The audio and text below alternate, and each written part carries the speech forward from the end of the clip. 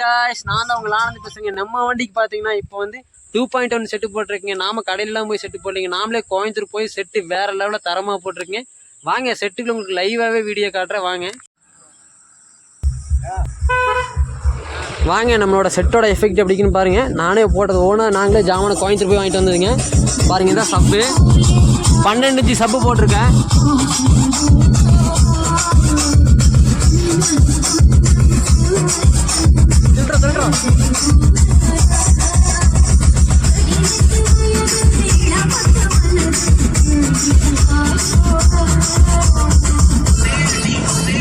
DJ Juice.